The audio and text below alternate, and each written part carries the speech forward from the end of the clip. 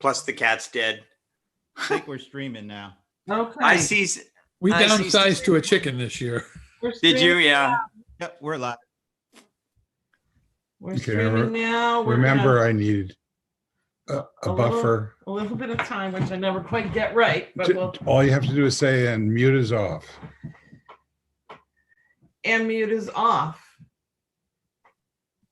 And we're gonna go in 3, 2, 1, and Hi, Steve Gilmore here. This is the Gilmore Gang, a special Sunday edition. Instead of watching Meet the Press or This Week Without David Brinkley, watch this. Joining us. I just asked, when's the last time David Brinkley did that? It's was been last about time 20 right years. it's been a while. No, I like Stephanopoulos, but Stuff in envelopes. is that his trade name? Stuff in envelopes.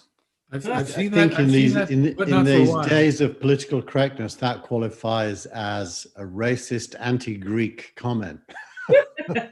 Yeah, it really should be stuffing grape leaves. What was the president of Iran? The guy. What was his name? That preceded the current one. Khomeini? Ahmadinejad? Or No. whatever they go? Yeah, Ahmadinejad was Ahmadinejad. Wow. Oh dear, dear. Oh dear.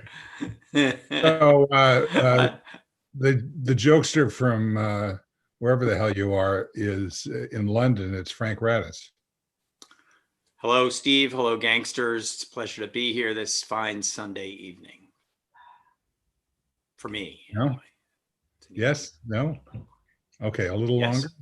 Okay, and lose the title. It's all in here. Okay, from Palo Alto, California is Keith Tier. Hello, viewers and colleagues. And continue, please, so that we have a super. I'm not kidding. Say something. Countdown. I would like to say that it's such a great pleasure on this Sunday morning, having watched Manchester United come back from 2-0 down to win 3-2, to now happily join the Gilmore Gang. All right. Okay, and lose the super. Also, from the East Coast, somewhere near Boston, is Dennis Pombrian. Welcome, Dennis. Hi, Steve. Hi, everybody. It's nice to be here on this long Thanksgiving weekend, and good on you for Manchester United. What does that mean, Manchester United? It's a team. I know what it means. It's an oxymoron, actually, because Manchester is anything but united. There's two teams, one blue, one red, and they hate each other. It sounds like the United States, right? Or kingdom. It is a blue side and a red side. And in the case of soccer, I'm on the red side. Okay, well, in the blue state of Georgia, welcome to Brent Leary.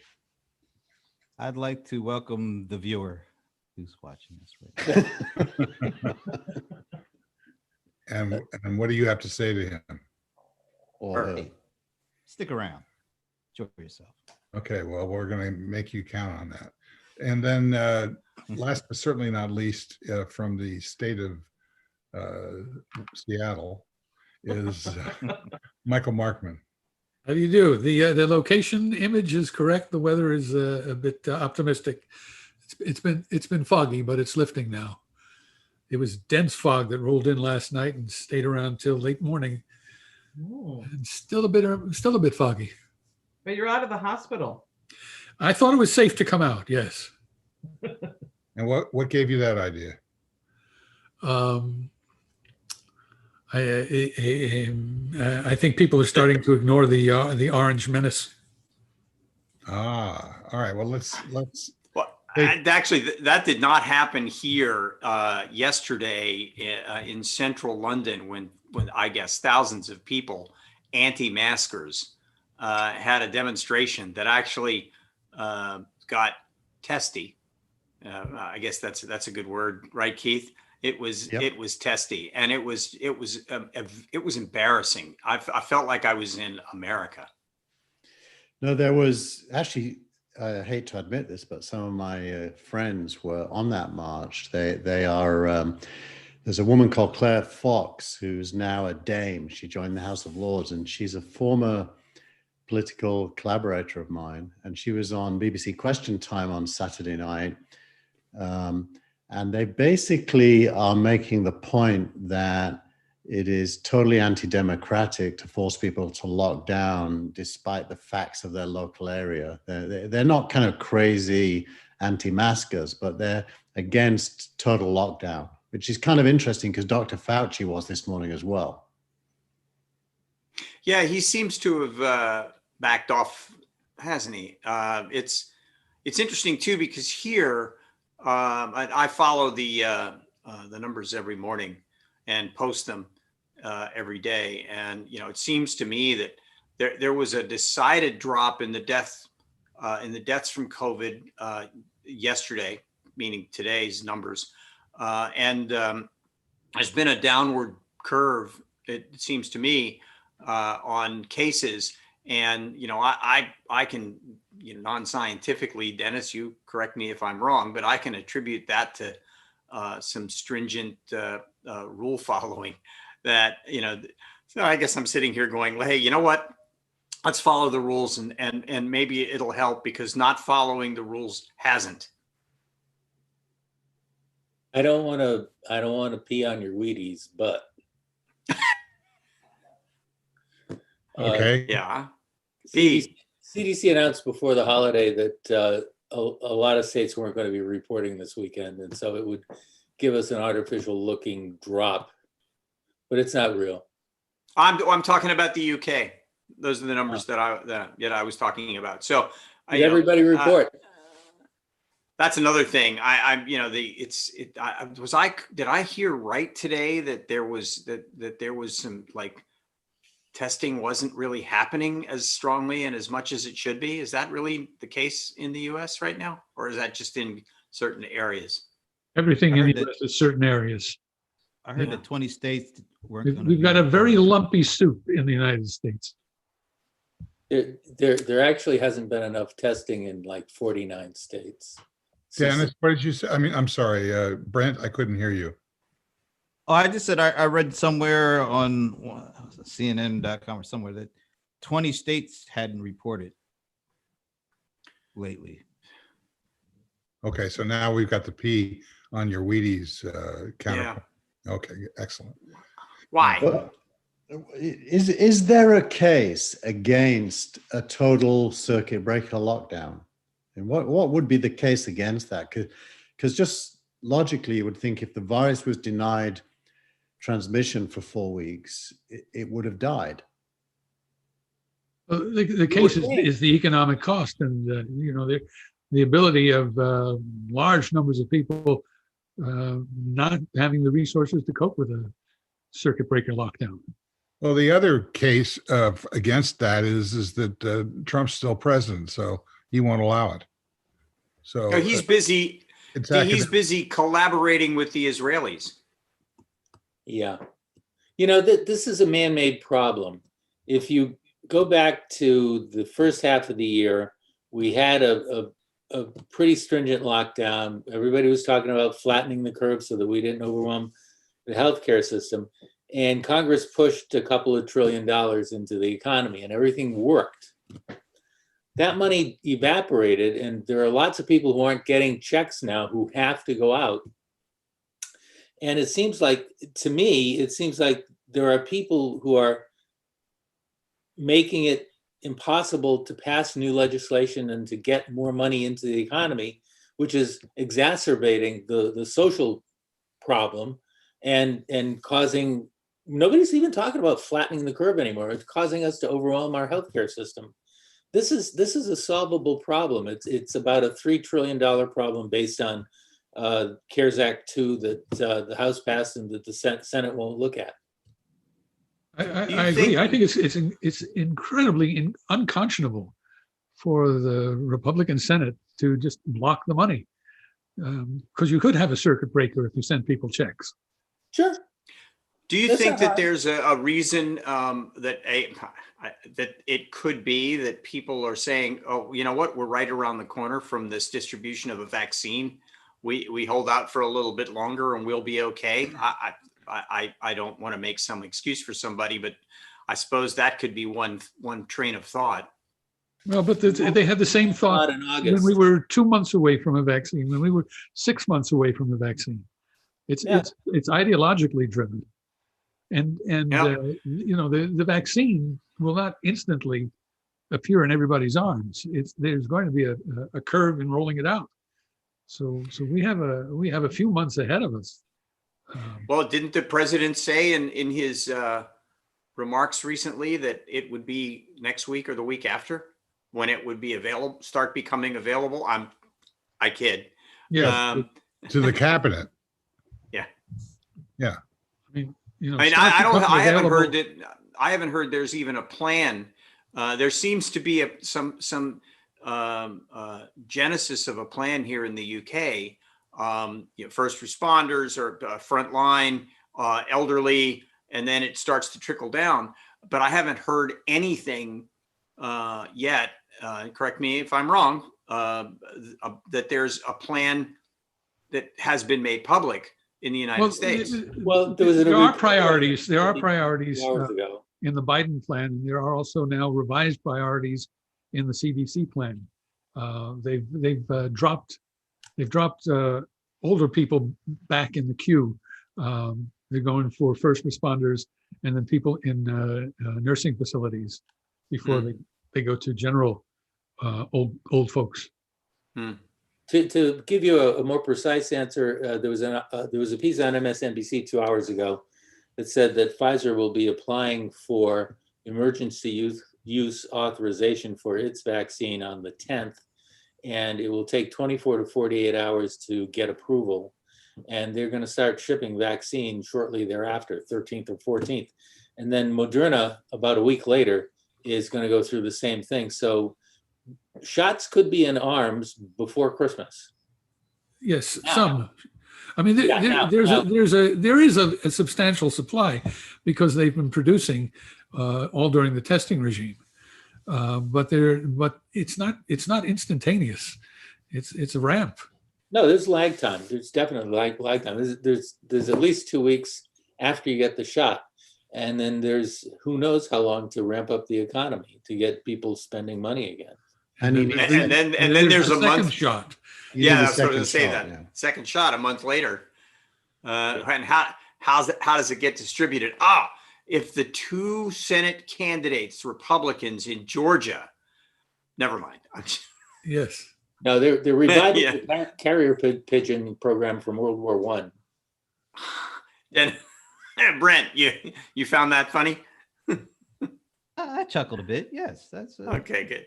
Yeah, what part of it did you chuckle on? I didn't see a chuckle. It was Hidden more of a facial tick than it was.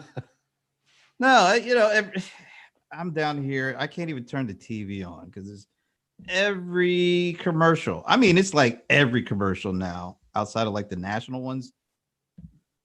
It's all, you know, it's overwhelming. And then they had was it Roma Downey or whatever her name was? She was down here. Yes. She was down here and she was actually getting heat. They had some kind of a meeting or event where they're trying to basically get, you know, the Trump voters to come out on January 5th and vote. And all the stuff that Trump has been saying is kind of coming back on him now. It's like all this stuff about how rigged the election was. These people are like, well, why do you want us to vote? It's rigged anyway. So what do you need us for? And it was really interesting to hear that at the actually rally where they're trying to get people to come out and vote. Isn't Roma Downey married to the executive producer of The Apprentice? Oh, I know she was touched by an angel, or I don't know something. She is. Well, Fine, I'm not seriously. I'm not kidding.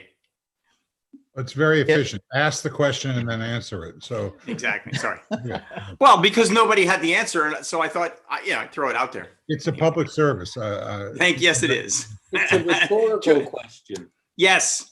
Yes.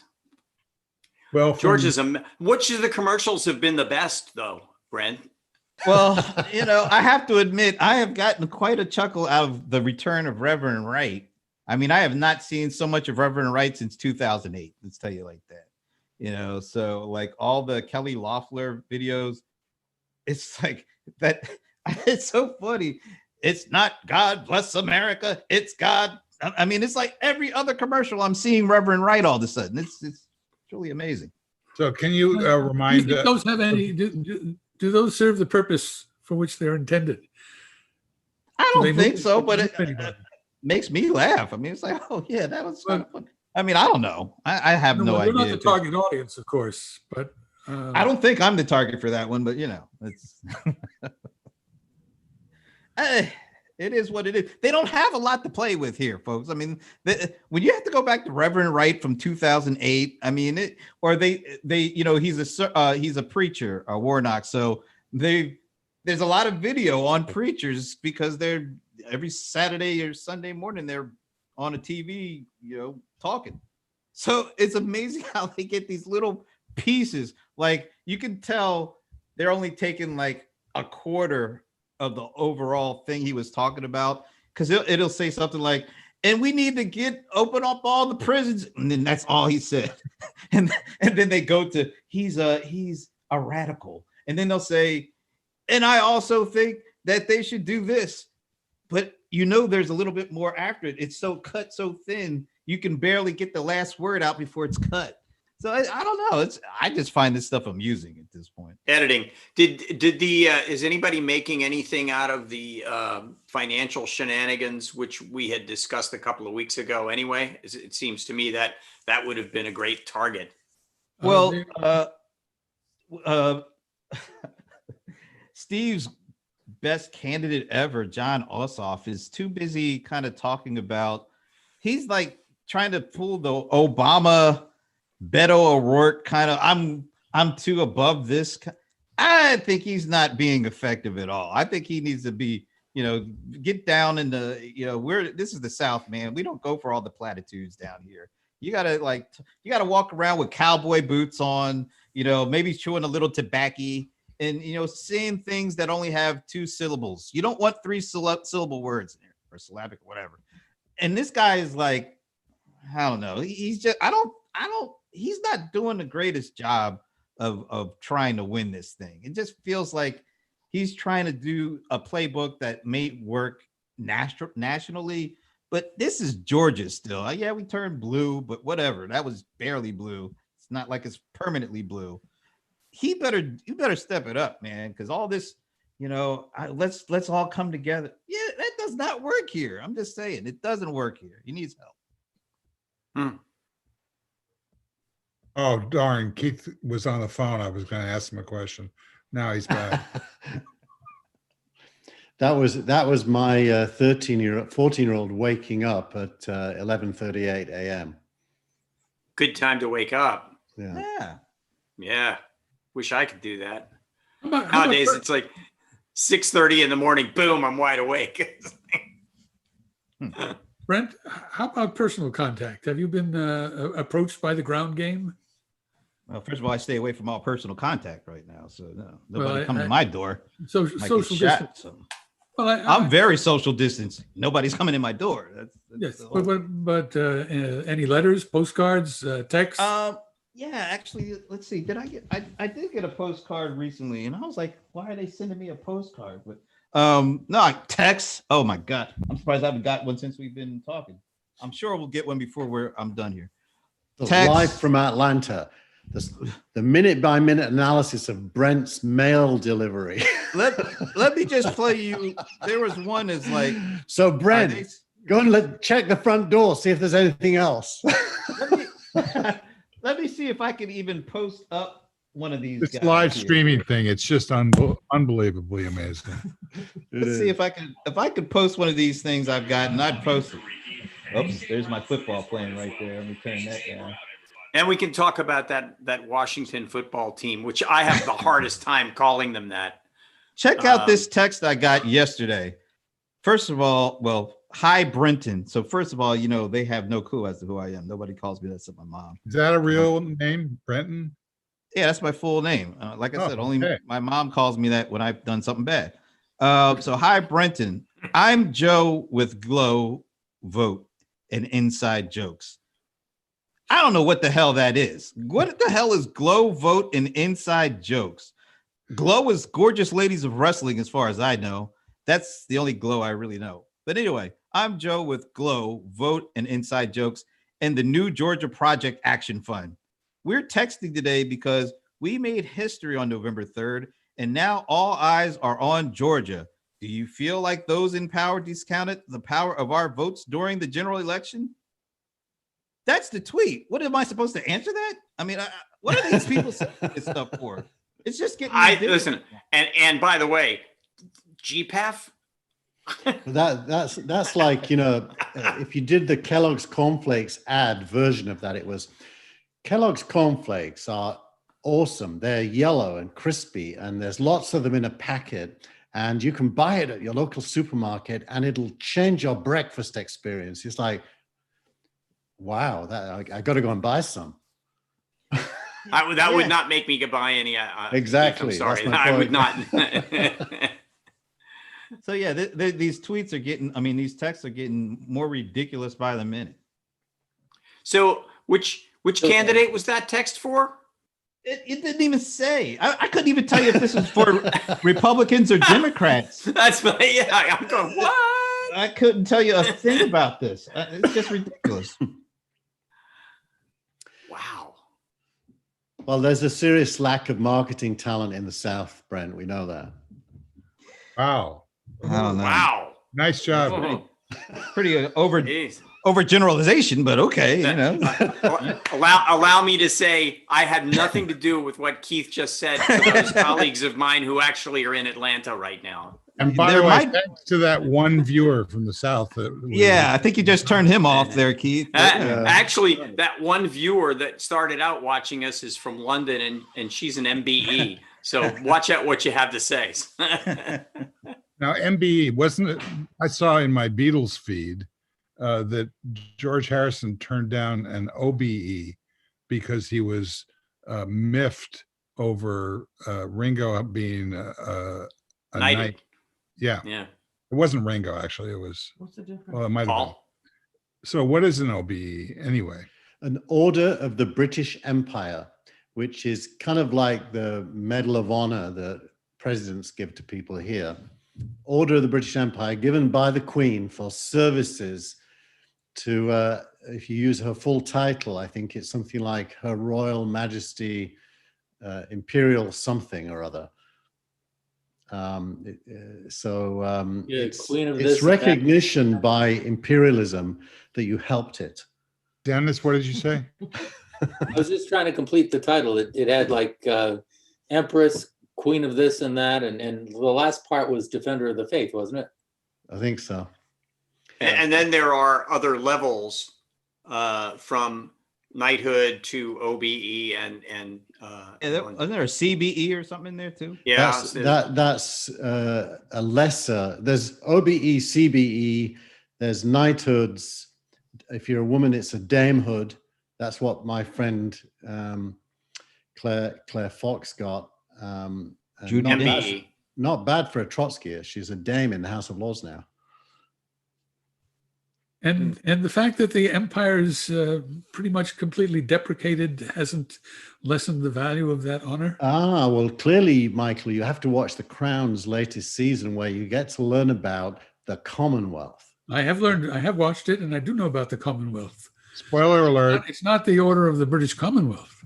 Well, Steve hasn't seen the show, so let's be careful. I haven't seen the last two. Well, let's just ask this question. This is your test question. How many states is the Queen the head of state still today of? Oh, that's a good question. Yeah, because it includes like Canada and maybe Australia. It does. Yeah, I don't know about New Zealand, because Canada has a governor general who reports to the Queen. I'm gonna guess really cool 53. places like Jamaica and Barbados. What's he reporting? Barbados, What's he reporting back to the Queen? Bermuda. Bermuda. What's the governor in Canada reporting back to the Queen at this point? Things who won- are okay. Things are pretty good. who won the Grey Cup, or I don't know what's His that? primary job is counting beaver pelts. There are 16 nations that she is still the head of state of. Wow. That's good. That's a good count.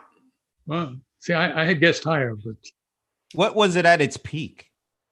In the 50s, I think. Wow. Wow. Well, just before divestiture, that began in what? Partitioning of India, Pakistan was 48, right? Yep. Yeah. Yep. Was that in 48 or 47? Wasn't that all that happened? Yeah. No, it's, It's funny. I was just looking at the map to see which countries had the most nuclear weapons, and if I'm not mistaken, India and Pakistan are like third and fourth. so there's a big debate in British history, like when was the British Empire finally going to fail? When was it inevitable it was going to fail? And the right answer is when the Japanese took over Malaysia in the Second World War. But the popular answer is when Monty Python started making fun of it. well, I don't know if you've read Herman Wouk's World War II novels. Oh yeah. Winds of His War, theory, something like and it's one I heard from a history teacher as well, is that the U.S. delayed entry into the war until it was sure that the British Empire was done for, and then It and then sure they- looked like that, didn't it? So actually my PhD was about the economic reasons why empires can't survive in capitalism, why capitalism always gives rise to new winners, basically, on larger scale than the previous winners. So I live in this world where Britain's replacement by the United States that took about 100 years is now being played out again between America and China, which Steve hates going on about. But I actually believe that No, I hate that you're wrong about it. America plays the role of Britain in the next stage of history, basically. Keith, I think did we're you- burying the lead here, though. Paul Kennedy's analysis of that back in the 1980s.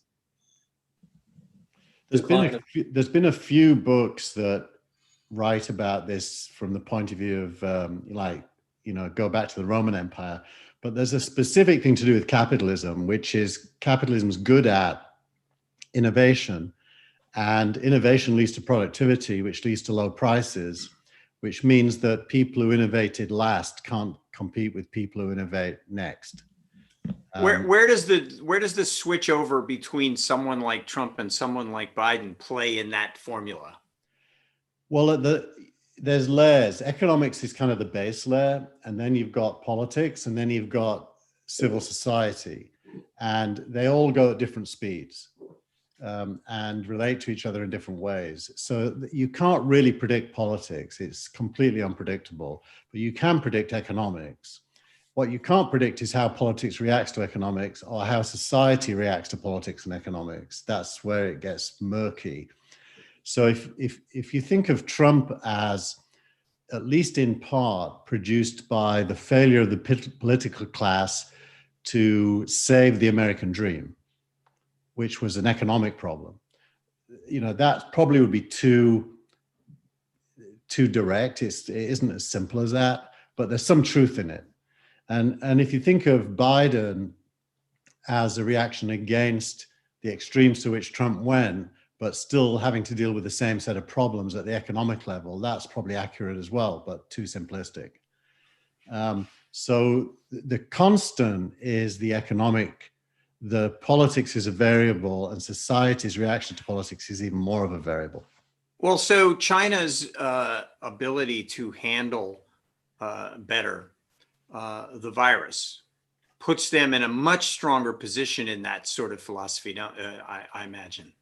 Yeah, but China's got its own version of this. China's Communist Party will not be able to survive Chinese capitalism success. So at some point, there'll be political change in China. And if they're clever, they'll manage that like Singapore did. If they're stupid, they'll be the victim of it. I mean, there'll be Hong Kong. And that's again how economics, the key driver in China is economics. There's going to be a huge middle class. They're all going to have electric vehicles. They're going to be traveling globally on vacations. They're going to be spending more money than anyone else in the world. And they're going to experience different political systems. And, you know, China will change because of that. It's inevitable. How it changes, it could be negative, by the way. They could crack down and become heavy-handed, or it could open up. That's where human choice comes into it. Well, there's a phase of economic development which builds the middle class, which builds purchasing power. You know, if you look back to the early industrialization in the 20th century with Henry Ford, he was paying workers enough so that they could buy things, namely his cars. And I think China's in that stage now, where they are building purchasing power in their population. We're at a stage where purchasing power in the population is now precarious. I mean, we've got a comfortable class, and we've got a struggling class. And I don't know how you innovate your way out of that, because a lot of innovations make it easier for people to produce more with less hours. And you've got people having little or no work to do. That's the you know, whole. They have low-paid jobs, they have service jobs, they have hamburger flipping jobs. That's a pearl that I don't know that innovation can solve. Dennis? Well, I think it can. By the way, Michael, I just wanted to say I read the article from the Atlantic that you put in the application this week, and it's germane a little bit here. It was very good.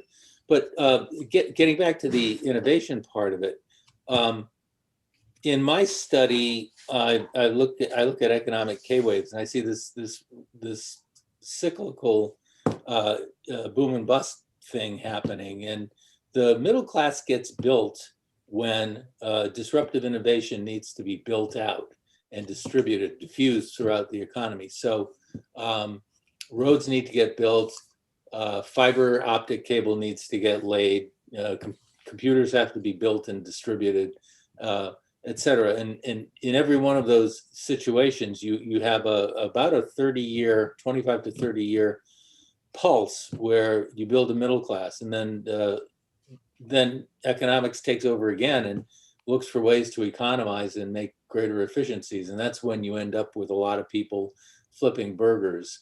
And because there aren't enough jobs making the computers or building out the infrastructure, and capital sends a lot of those jobs offshore where it can get things done for a fraction of what they'd pay the burgeoning middle class here.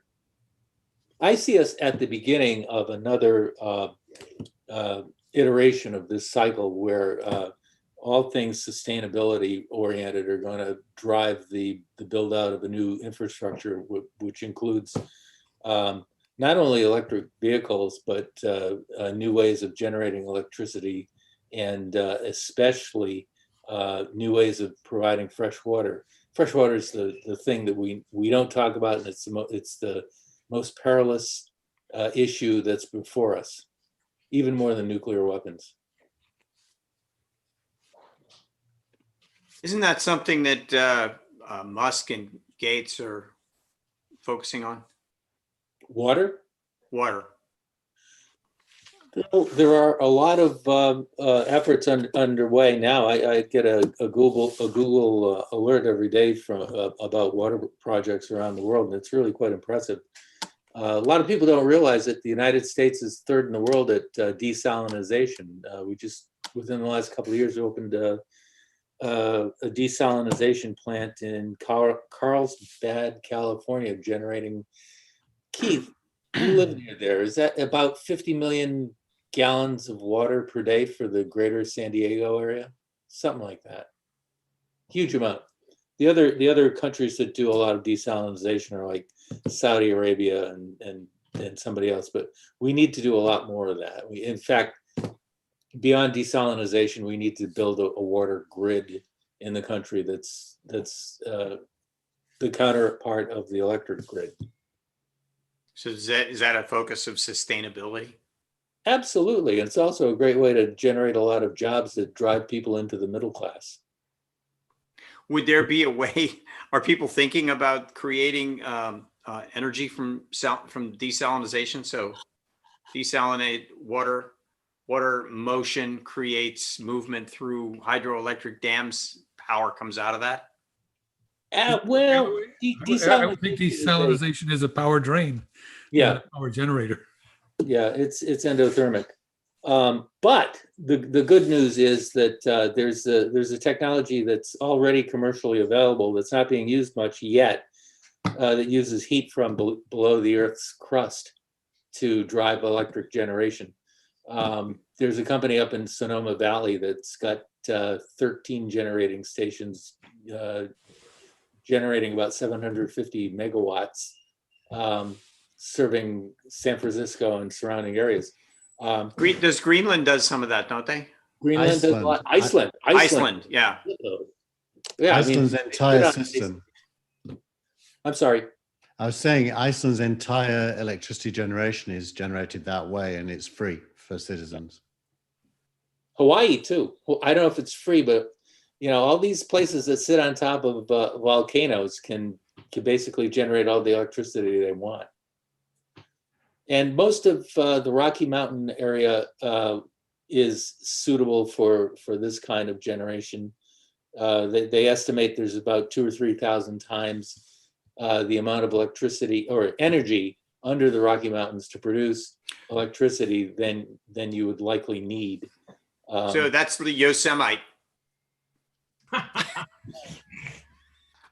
Thank you, Brent. I don't get it. Yeah. Yosemite. Yosemite. Still don't get it. Well, you It's didn't. like hailing a come cat. on. No, It I'm was- serious. Yosemite. It was a Trump speech where he mispronounced Yosemite Oh, okay. There you and go. he called it Yosemite. Kind of like 2 Corinthians. Yeah, and that's I'll take 2, please. In fact, there's And a Jewish museum that sells T-shirts with Yosemite on it. 2 Corinthians walk into a bar. Oh God. So what is Corinthians? I don't get that one either. If you have to explain a joke, it's I best to am. move on. Whenever you need to explain a joke, just move on. Thanks for the moderator, Steve. Okay, please. Waiter, get that man a clean ashtray. Oh my God. Exactly. I know. Of course, I'm the one who brought it down. I didn't mean to do that. Honestly, it just came out of my mouth. Sorry. I What apologize. about that one with the 2 Corinthians in the semi? Anyway. There we were talking about the future of economics, politics, and social society, and now where are we? Well, I think we covered that, didn't we? Yeah. Well, I saw a natural end. I don't know about the rest of you, but I felt it. Okay, Did you so read, in the remaining Obama's- 5 minutes Obama- that you have, Frank, what do you want to cover now?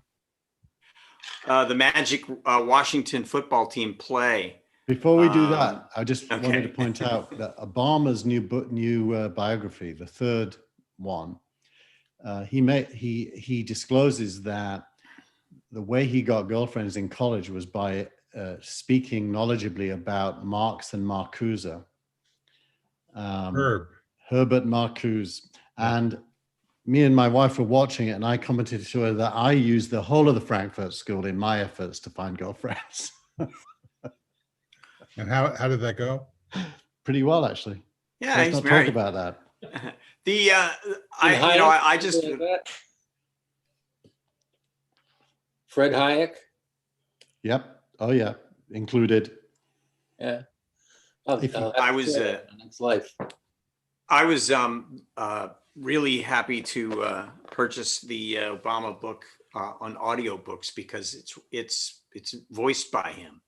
And I haven't started it yet, but I have to finish this Lee Child Jack Reacher novel first. Then I will get into the Obama book, and I will listen to Barack Obama's dulcet and franchot tones as he reads his own book. I'm looking forward to that.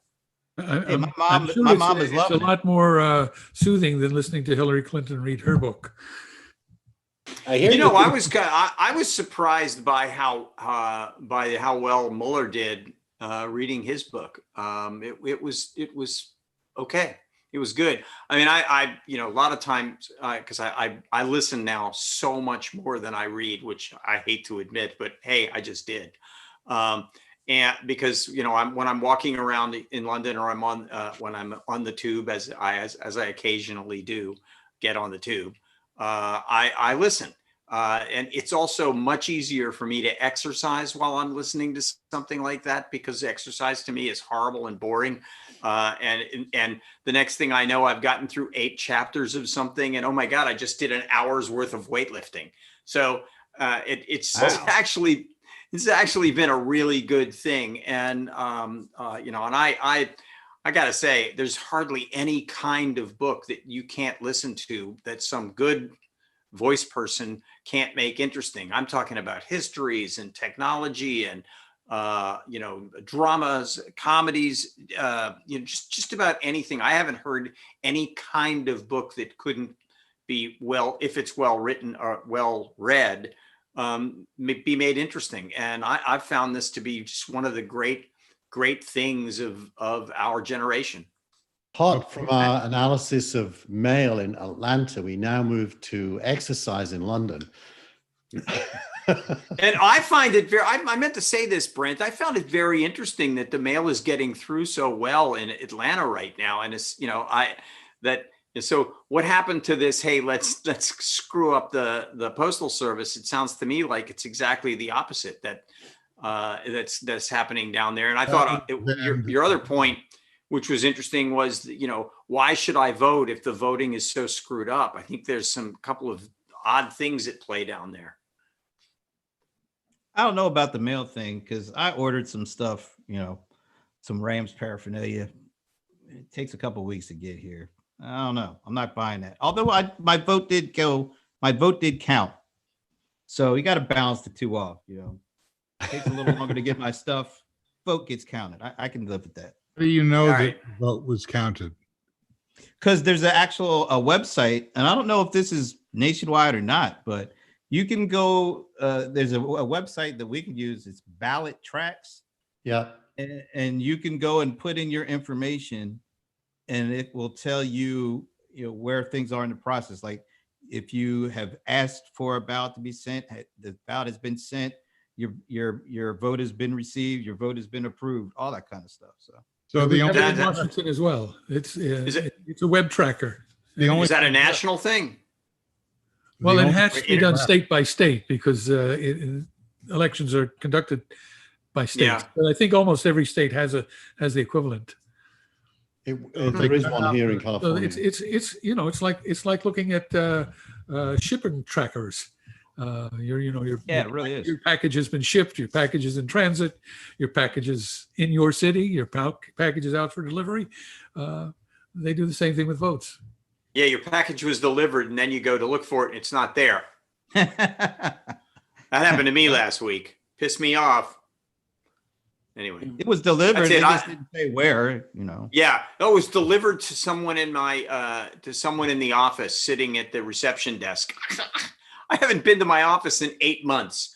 That's it. I got nothing else. This is. I was wondering, you know, when the how do you say it? Inauguration happens. When the inauguration happens, Yeah. and COVID is on, obviously they're not going to let people, you know, crowd that area in front where Trump said it was the biggest crowd ever, and it wasn't. So this is probably going to be the smallest crowd ever. Except for Johnson on the airplane. Ooh. Yeah. Actually, Calvin Coolidge was sworn in the parlor of his father's home in Vermont. Yeah, his father swore him in, right? Because he a judge or something. Yeah. Sworn in, right? His father That's was because Harding died, right? That was the whole thing. Right. That, Harding died. Yeah. Be interesting if they tried to do a virtual event, and it looked something like the Graham Norton show, which I watched the other night.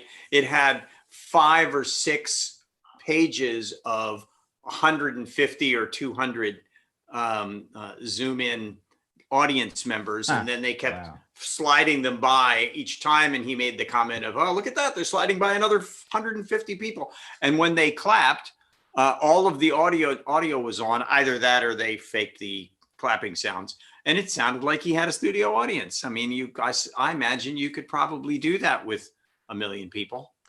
Are you kidding? You 2 can do million? that with football stadiums.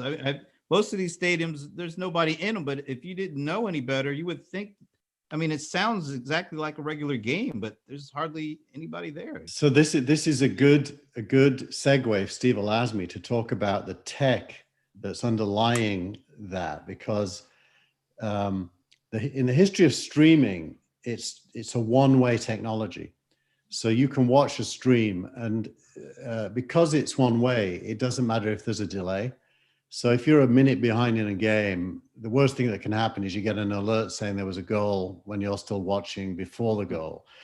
But for these technologies, it has to be two-way, and it has to be with no latency. So an incredibly interesting thing has happened, which is, and I'll use some acronyms now, but RTMP, which is the streaming protocol, the companies which have been working with WebRTC, which is the communications protocol we use here, have now taken over streaming as well. In other words, they're using WebRTC for streaming so that they can incorporate two-way. And they're building security, and they're also building the ability to do polls and things like that within the stream. And the reason I know this is a company I work with called Cosmo Software, which is a Singapore-based company. The founder of that is a French PhD who's right in the core of all of the standard stuff that's been done over the last few years to make that possible. So we kind of move, and in the last few months, two massive companies, one's called Hopin, which in 9 months has gone from zero to being worth $2 billion, are building events platforms on WebRTC that scale to millions of participants, but with two-way interaction. So I have a question for you, Keith, based on what I'm sorry to interrupt, but this is very fascinating to me, and here's why. Because I just wrote a blog about this. So the world of sales for years has been, part of the strategy has been conferences. So the CES conference, or the Promax, or whatever, NAB, these conferences where you get to go and there's a floor, and you can go handle stuff, and people can pitch their products to you. And then there's private meeting rooms where, you can go and sit and have a private meeting, and someone either pitches to you or you can pitch to them. There's breakfasts, there's lunches, there's dinners, there's conference rooms, there's schmoozing, there's face-to-face, there's all that stuff.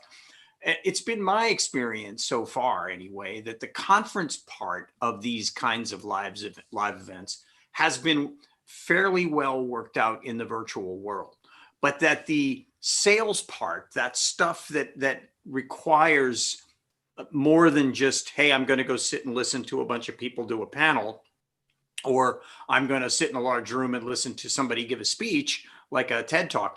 That stuff works, but the other part of it, it hasn't been figured out yet. Are you saying that this is something that these people are starting to consider? Yeah, no, that it's getting very figured out now. If you go to look at what Hopin, it's Hopin, go look at what they can do. They basically give you all the elements of an event, including an exhibition and booths and sales tools that you would have at a physical event. I attended the Informations event last week on SPACs, special purpose acquisition companies, which are quite the rage right now in terms of late stage private companies going public. And there were some bankers at that event who represent the sales part of SPACs, meeting with companies that were considering doing SPACs, and there were sidebar rooms where they could go and talk to each other directly, for example, all built into the whole package. So it is getting worked out. What does that Well, stand then you- for you again? just- Specs? What is- Special purpose acquisition company. It's basically, it's where, Chamath Palihapitiya, which is hard to say unless you've said it lots of times, is a former Facebook guy who started Social Capital. He created the SPAC for Virgin Galactic, which is now listed on the New York Stock Exchange. He's just done another one he's doing one for Open Door, and he's doing another one for Clover Health. And basically the way it works is it's kind of ingenious. So let's imagine I'm going to do one. I'll just say I'm starting a SPAC and I'll go and form it legally in Delaware, which is just a company. I'll own 100% of the equity on day one. I'll then go and raise 300 to 500 million from investors saying, I plan to merge with one of these big private companies. If you give me 300 to 500 million, you'll own 20% of it once it's public. They give you the 300 to 500 million, and they have the right to get it back within 2 years if you do not merge with one of these private companies, and they have the right to vote against the company you choose. So it's quite secure. That 300 to 500 million is very secure. Then you go and find a company to merge with that is worth around 2 billion, maybe more. You merge with them, and the listed SPAC turns into the company that you merged with. But you, the SPAC organizer, end up with about 5% of the equity, but you didn't put any money in. Is that SPAC with a C or SPAC with an X? See, So, and Hopin is, what's the URL? Hopin for? is just a private company that is at the venture stage, but is now valued at $2 billion after 9 months of being in the market. And they are currently easily findable. Hopin, Online. yeah. So it's based out of Hopin.com. Manchester, England. It's one of the few big success stories coming out of England. And Yeah, it it's was, Along with the Crown. And there's one here in the Valley that does the same as them called Run the World, which is a Chinese immigrant, American Chinese startup, very young team that's also doing very well. so was Hopin a SPAC? No, Hopin's not a SPAC. Hopin's too early. That would happen later.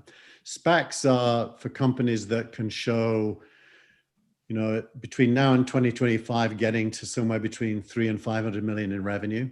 So the company I do corp dev for, Infarm, is a candidate for that, for example. But they're later stage. They've already raised 200 or 300 million in venture capital. So they, Hopin had a virtual conference about SPACs, correct? In the information had one that they used the Hopin platform to do it on. Okay, so now we're back to that. And your point about this interactive two-way, It basically means, it's a big deal. It probably means the end of CDNs like Akamai for video, because you don't need them anymore. You don't need buffering or edge of network delivery for streams that are two-way. There's too much latency in a CDN for that. So you couldn't have a proper two-way conversation.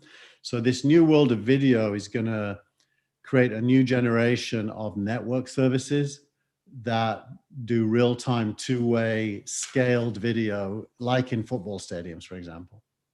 So if you were imagining digital seats at a game with VR headsets, where the crowd is not just watching, but has the ability to interact, like betting, for example, it would require this technology.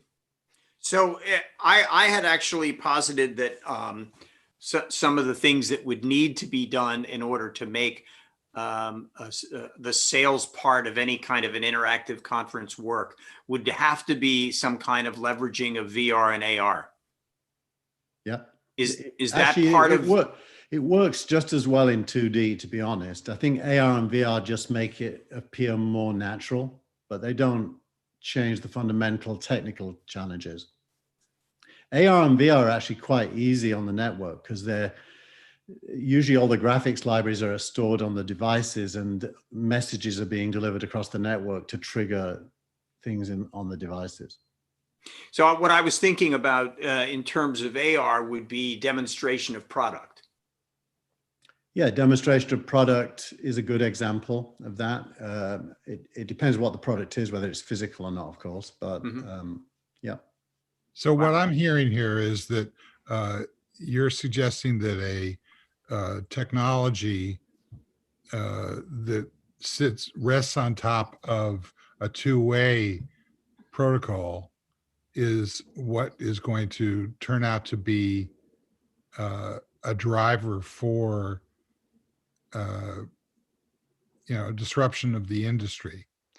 What I don't hear here is an assessment of what good is two-way interactive. Yeah, it's no good for Netflix. For streaming is perfectly fine for anything that is in the world of viewing or listening. It's when you need to move to engagement between the watcher and the deliverer that streaming doesn't work. But you're not answering my question, which is what good is two-way interactive in terms of reaching so-called engagement? Isn't that the definition of engagement? Yeah, Yeah. I don't think know. Steve's asking a different question. I was at a conference, virtually. I forget which one it was. Several of them I've been attended. And one in particular, it may have been sitting on top of Hopin, I'm not sure.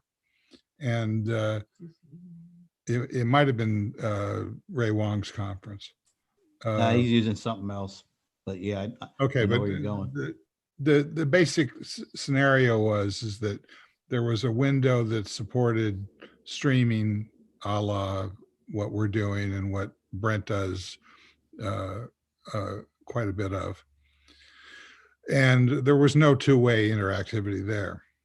So there was also this capability, which took me quite a while to master, of being able to navigate around. In fact, I recall being on the phone with Brent trying to get him to explain how to do it. And finally, I think I got the inventor of the software to explain it to me, which was how intuitive the UI was. And the bottom line is that I saw Doc Searles floating around in whatever that virtual environment was, and I wanted to talk to him. Well, it took me 2 days to figure out how to do it. And then we basically had a FaceTime conversation that I could have done by calling him up. So yeah.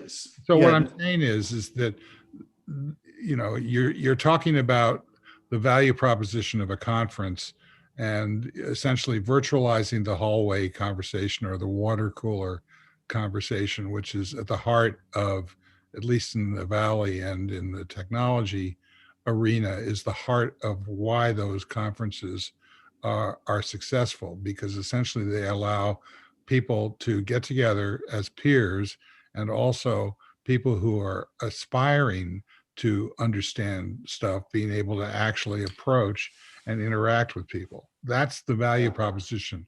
No, you're right. So I'm not clear that the Hopin strategy or the other one that you mentioned, whether that actually speaks to this, or is it, another, for Frank's benefit, is it another Warner's Cube vision of the future that turns out never to happen?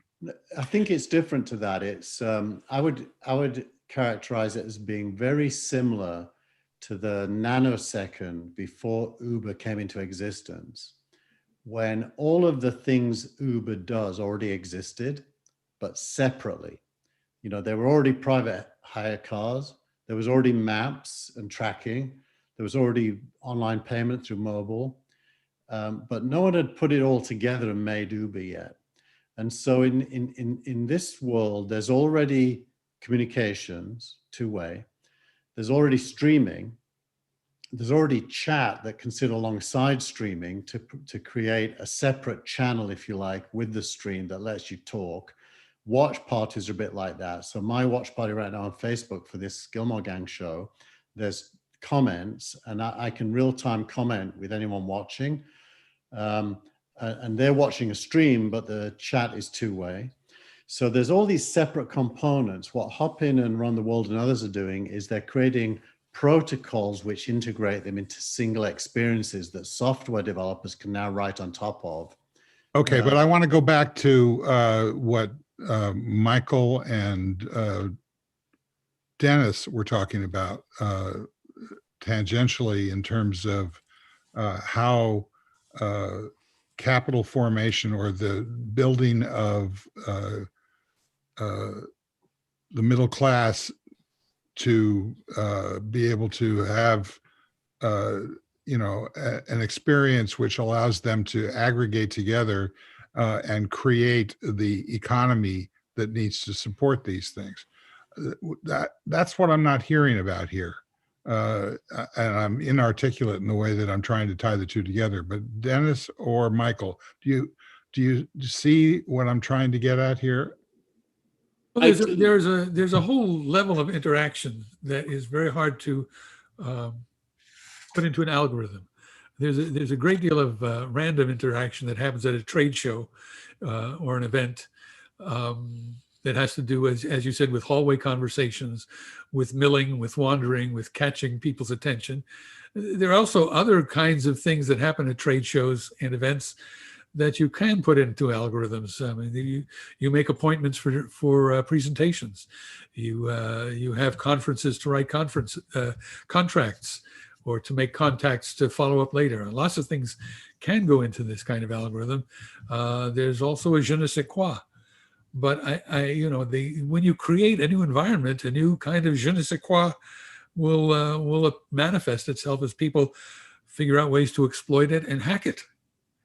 Yeah, I think the short answer to your question is what Michael just said. We're only at the invention stage yet, and if I could be, I don't know a lot about SPACs, but if I think I would call it a minimally viable product, an MVP.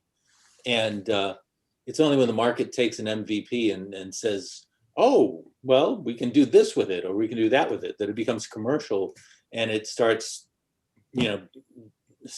driving sustainable industries that drive jobs, that drive middle-class formation and all the rest of that. And that might be separate from the business strategy of a company that is, as Keith is talking, trying to put all of these things together.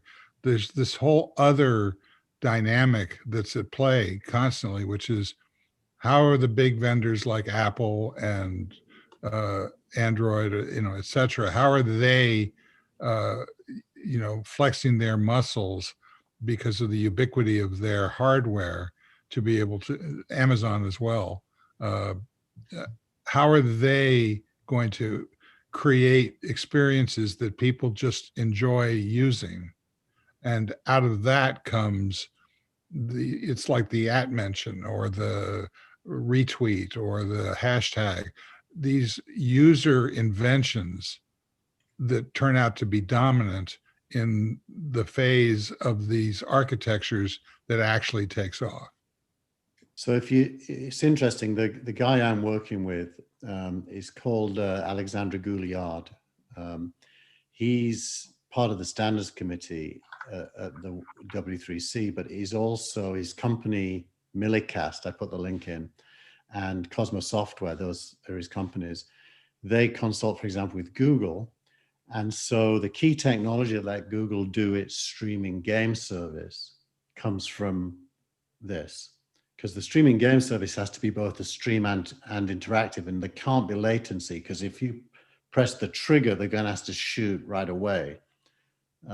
So it's streaming game information, and when you pull the trigger, that has to be synchronous with the game and all the other players, if it's a multiplayer game. So that's really hard, and streaming software just can't do it.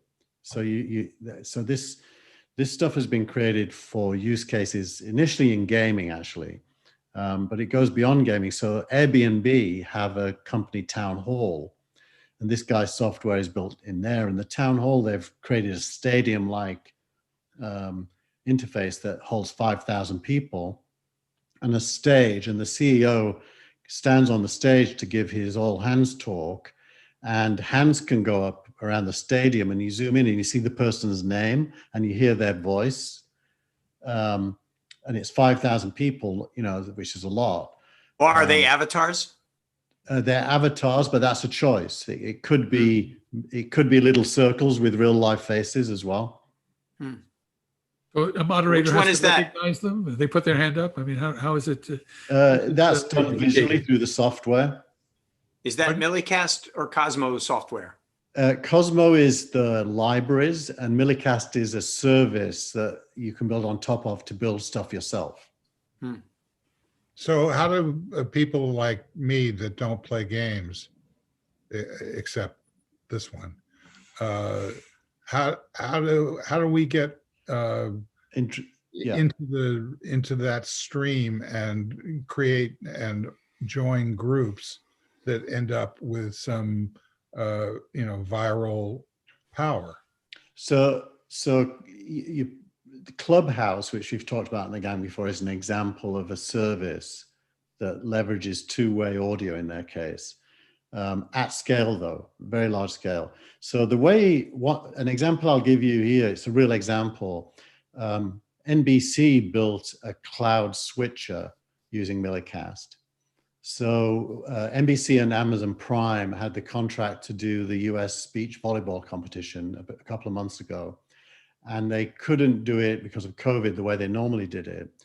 So what they did is the production studio was all in the cloud, and they used Millicast to build a switcher, and they put remote control cameras around the edge of the court on the sand. They could both control the cameras from the cloud and switch between them in the cloud and create a stream out to Amazon that did normal streaming for the world. But then they could put an audience in the stadium that could interact with the events, like applauding in real time as things happen and not on screens in the stadium. So if you think of all those different bits, the audience, the remote cameras, the switching in the cloud, the one thing that would have killed all of that is even a second of latency would have killed it. So it had to be, milliseconds of latency is okay, but no more than 30 milliseconds or something like that, 50. So streaming technology couldn't have done that. Okay, I understand that, but you didn't answer my question, which is how do people align with the technology if it's, is this going to be built on the back of, like Twitch, gamers and nothing else? Where is the combination of existing technologies that is going to break out, the sort of opposite of jumping the shark? The way I frame the problem in my own mind, I call it the unborn child. I've used that phrase before on the gang. It's all the elements of life exist, but it hasn't yet been born. And so in a way, there isn't an answer to your question, because the answer is going to come from developers who leverage this underlying stuff into experiences. It needs people to write code and imagine things they can do that they couldn't do before. Restream and Twitch are last generation in that sense. They have elements. They had to do some hard things to create interactivity around a stream. It's going to become a lot easier, and there's going to be a lot richer things you can build, but someone has to build them. So the next generation of Twitch or the next generation of Restream, like, we'd be able to bring an audience member could say, hey, I've got a question. And we'd be able, from thousands of viewers, we'd be able to bring them in, let them ask their question, and then let them go. So things that now the infrastructure for that is really expensive. Like when live TV brings people in from the outside and they're live in the studio with the other guests, all of that stuff becomes trivial. So what you're saying, it sounds like, is this technology transformation that's occurring now for around the notion of interactivity is going to get to the point where it's so baked into the general infrastructure that people will actually start using it. Yeah. Probably not for interactivity the way that you're describing it and the way that the companies that are investing in it think is going to happen, but Yeah. something else that's going to happen. Probably, yeah. Okay. You know, it's I funny. agree. It makes me think about those days when to get a live shot into a studio, you had to call the phone company and have them drop a loop at a location, a physical hard loop that then cameras would connect to it so that it would be engaged two-way communications back to the studio from whatever remote you happen to be at which was really expensive, time consuming, and had to be done in advance, usually a couple of days in advance, if not a week in advance, eventually becoming, microwaves, which was like the next step, which brought the cost down. But it seems to me like this kind of new engaging technology will bring the costs back up again until it's been utilized by enough people and figured out in such a way that the cost can come back down. Brent, you did essentially a virtual conference with in the CRM space with 5 leading companies. What was the interactivity there, and how did are you moving toward using this kind of technology that Keith is talking about, or are you interested in something different? No, I've actually been, as Keith was talking, I've been going to all the different websites and doing searches on this Alexander, I don't know how to pronounce his last name. Gouillard. Yeah, him. So, no, it's really interesting because, we did the executive roundtable using LinkedIn as a streaming platform, but also it streamed to other places. But LinkedIn was the kind of the foundation, because one of the things that LinkedIn has is a built-in community. You know, we're each connected to thousands of people, and with people can register or just get the notification when we go live, and that aggregates people. And what happened was we did this roundtable with 5 execs, and it was part of the 2.5 hours of programming. And we had over 1,100 comments coming in, so much so that they were coming so fast I couldn't even plop them up on the screen. But there was multiple levels of interaction going on. There was us on screen interacting with the folks, the executives. There was a back channel interaction between us as the hosts and the executives who were our guests. So there was an interaction taking place on screen, behind screen, and then the third level was people that were just watching us, and they were commenting in real time, and they were having their own conversations. So it took the TV concept to a collaboration concept where you're not just a spectator, you're pretty much a full-blown participant. And like I said, 2.5 hours, 1,100 comments. That just blew us away. We didn't have any idea that was going to happen. And we're getting ready to do another one this Wednesday too. It's where we kind of built on that, and we said, well, what about actually watching in live in real time, watching a keynote that's going to be broadcast virtually. So we did Go ahead, you can say it. Okay, all right. So Dreamforce is, the opening keynote of Dreamforce is Wednesday with Mark Benioff and a cast of thousands, or at least a couple of other people. So we were like, why not do this simulcast, the keynote, but have us, me and Paul Greenberg, we'll be on screen on the side, almost sort of like, with watching a football game, you got your color guy, you got your analyst guy. And as the program is proceeding, we're commenting in real time, and we're also monitoring, who's watching along with us in the comment section on LinkedIn, and popping them up and discussing some of the things that may bring up. Okay, and So one So that's very cool. Frank, I just want to close the loop on this. Dennis, you were one of the analysts on the 5 CRM presidents or whatever their title was. What was that like? Because to me, that part of the experience when Brent talks about 2.5 hours, maybe 45 minutes of that 2.5 hours was sort of a wind up where various analysts commented on the process. And to me, that came very close to virtualizing this ability to align with experts in the industry. One of the functions of a live conference that I think was moved over quite successfully. What were your reactions to that? Well, I have several reactions. Number one, it went by really fast.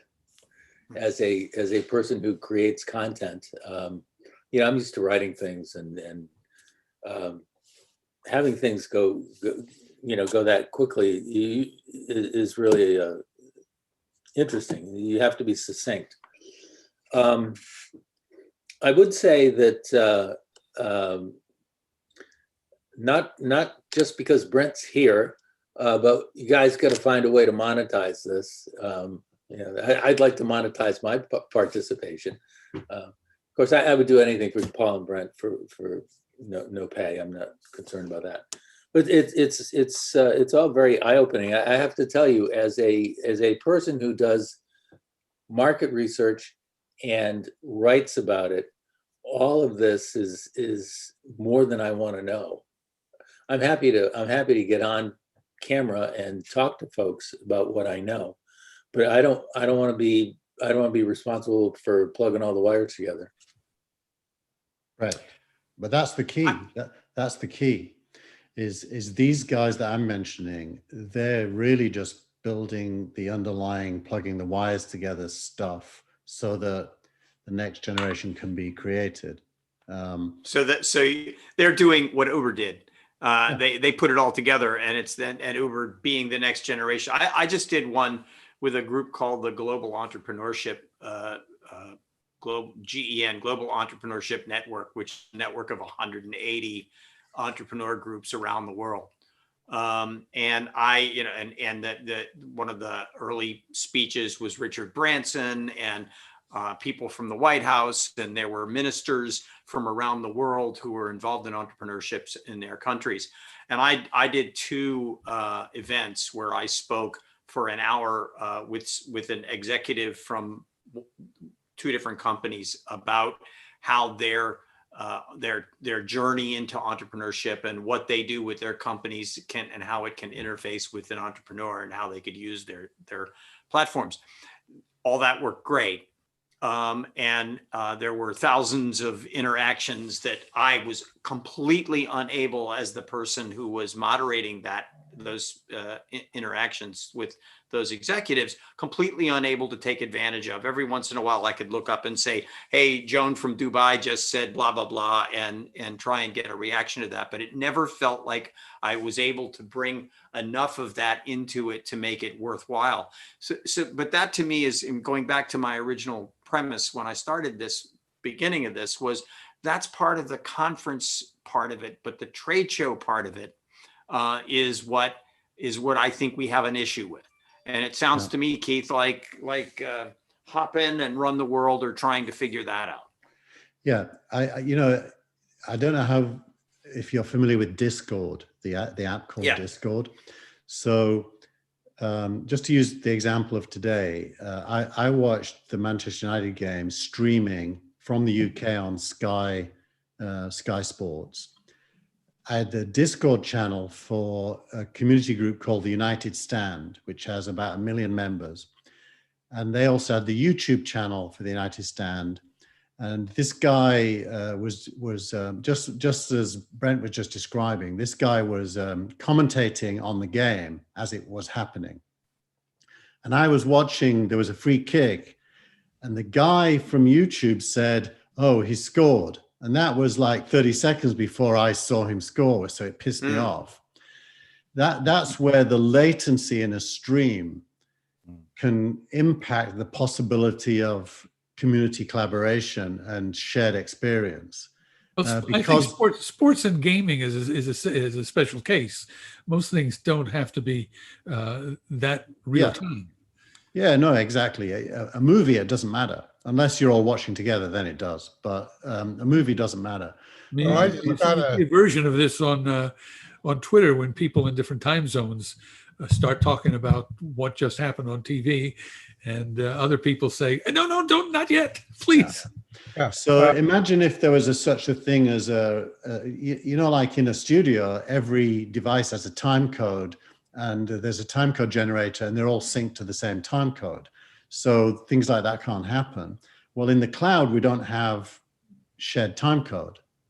There's no such thing. So there's a protocol that needs inventing to create synchronized experiences from a single streams. So while I was listening to you just now, I got a LinkedIn notification. What is the name of the guy? Alexander Gouillard. Okay, so this is somebody else. Alexander somebody, and one other liked Frank Radis's post that mentioned you, all new Gilmore Gang, special day, etc. So why would that be sent right now? Probably because he's watching it, right? Yeah. Okay, Right. so we already have a real-time network that's already functioning pretty well.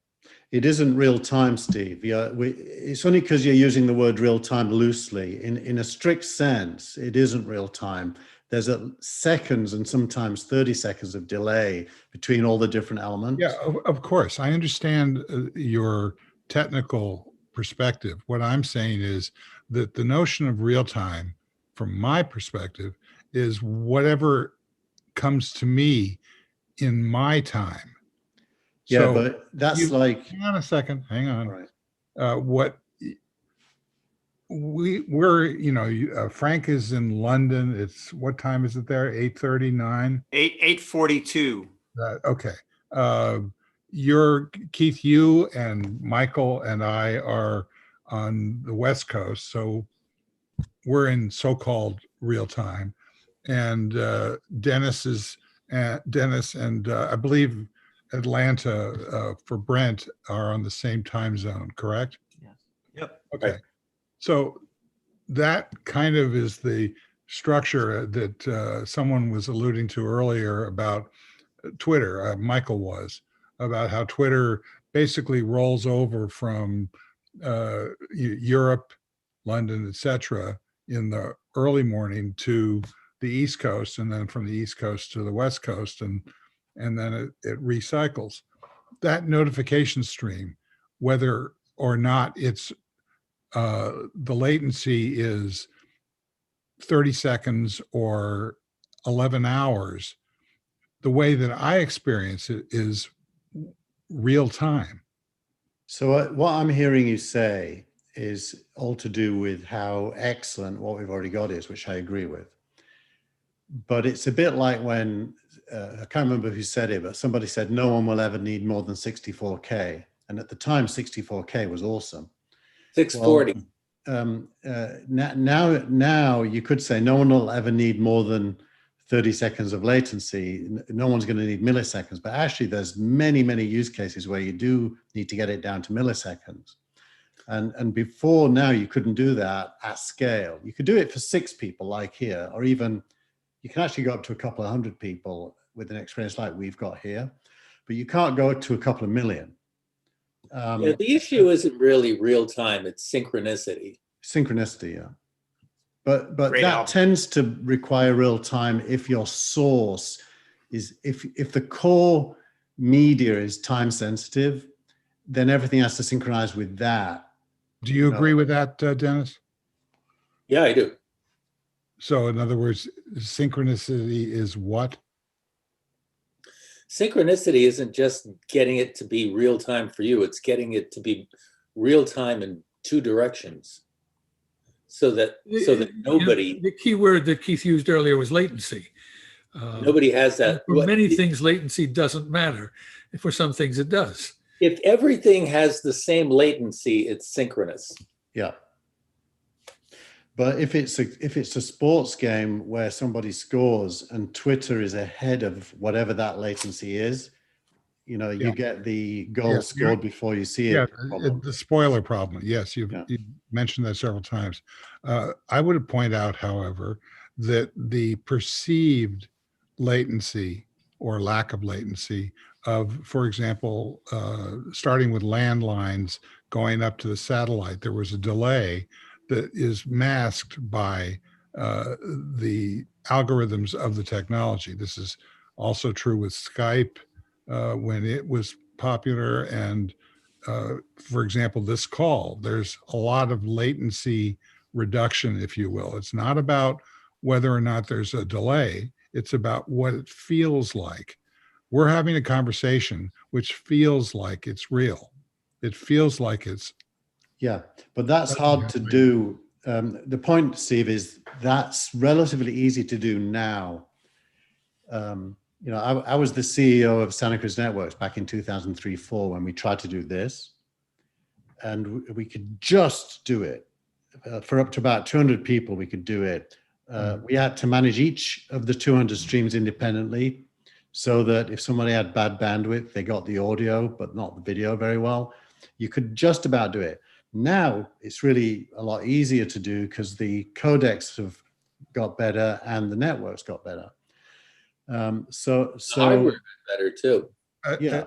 What did Now, so the stuff that I'm talking about is still hard today, but it's all the bits are now in place where it's going to get a lot easier very quickly. And Hopin is an example of a company that has already built on top of that stuff you couldn't do even 6 months ago.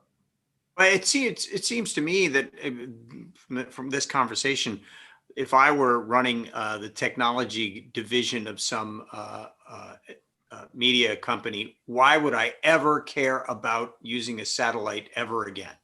Yeah, you wouldn't. Yeah. So I actually see that people are still using satellites to this day. You see it all the time.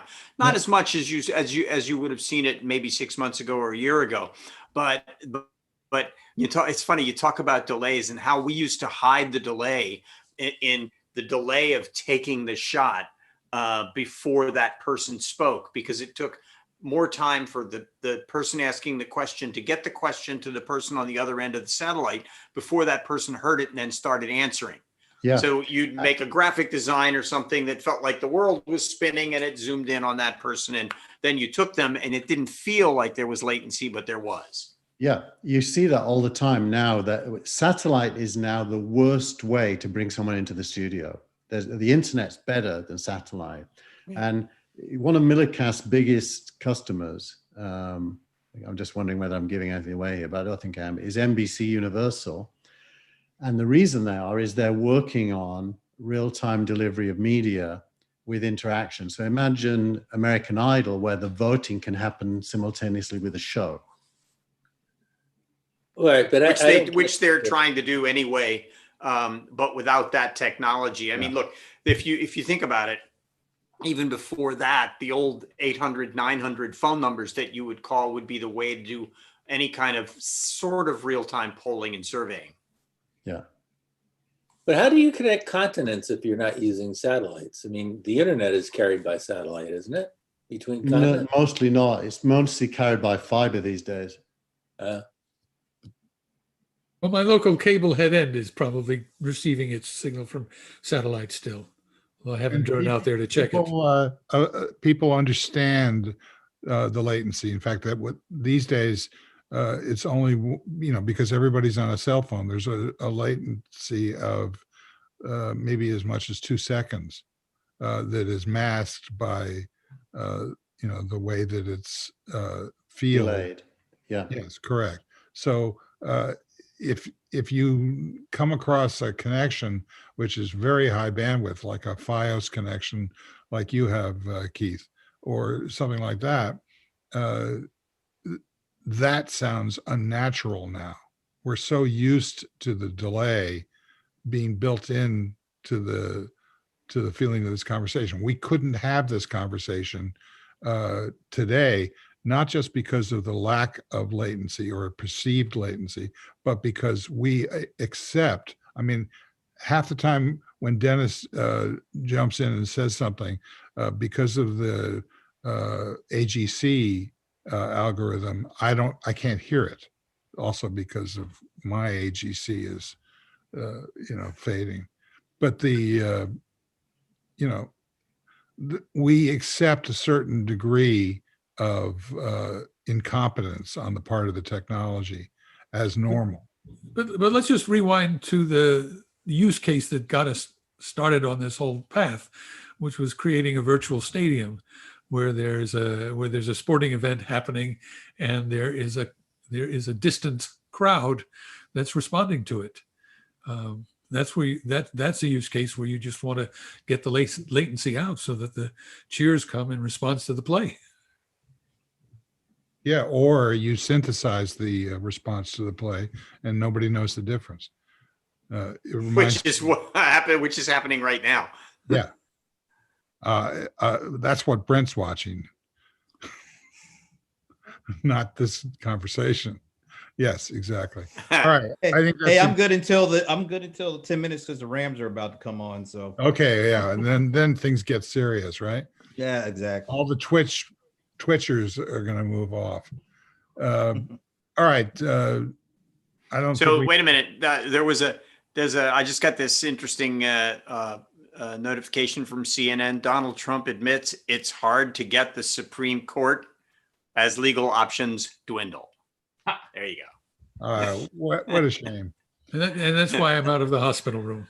It's hard to get the Supreme Court.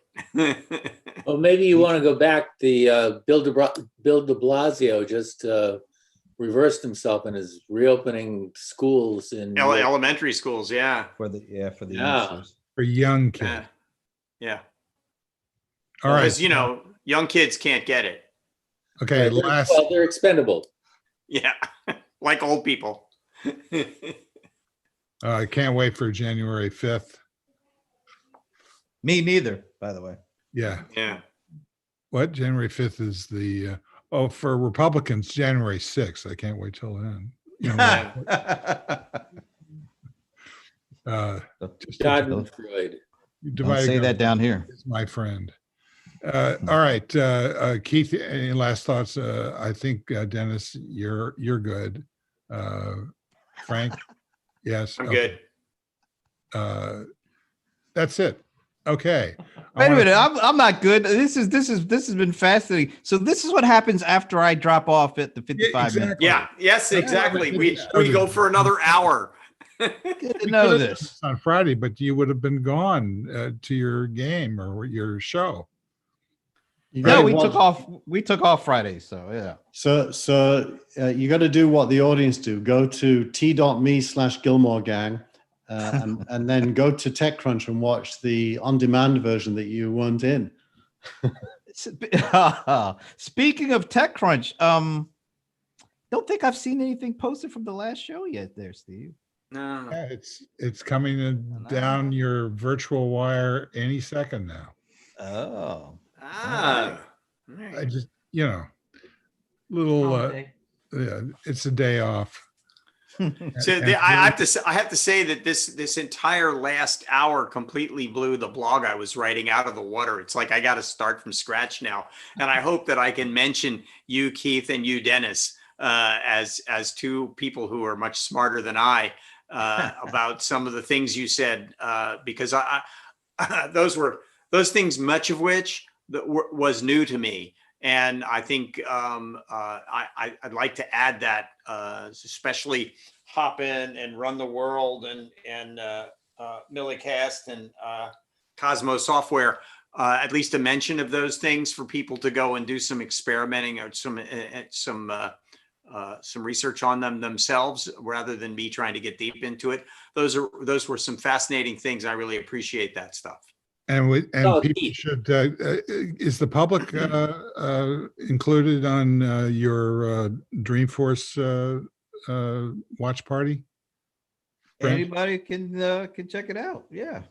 Okay, so send me Yep. a link and we'll put it on the version of this, which we'll release next year.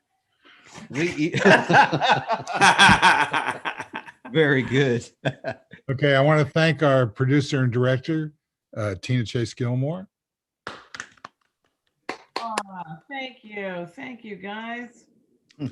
I want to thank, see, this is where I usually say, and thanks to Brent Leary, who's off doing something else right now, but he's still here. So thanks, Brent Leary. Thank you for the warm send-off that I always missed until today.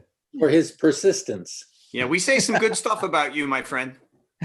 Usually it's Steve. It's always after you're gone, then they start talking. Yeah, right. I want it now while I'm still alive. Thank you. Thanks to Dennis Pombriand. Pleasure to be here. Thanks for doing this special edition on Sunday. Yes. Keith Tier, Thank you. Michael Markman, Thank you. And thank you all. and the Frank Radis. Thanks for a fascinating conversation. Thanks to everybody who showed up and especially those who didn't. We'll see you again next time. Bye-bye. We thank you too. Like, we need to give a big and hearty, thank you We to get our around big toe. Yeah, but To you our always big say, toe. you always say, and thanks to the person that really runs the show, Tina. Yeah, that's a given, but yeah. All right. Produced and directed by. And that's a wrap. All right, guys. Thank you very much. I have to say the actual atmospherics have now caught up with the image behind me. Really? Yes, we have a wonderful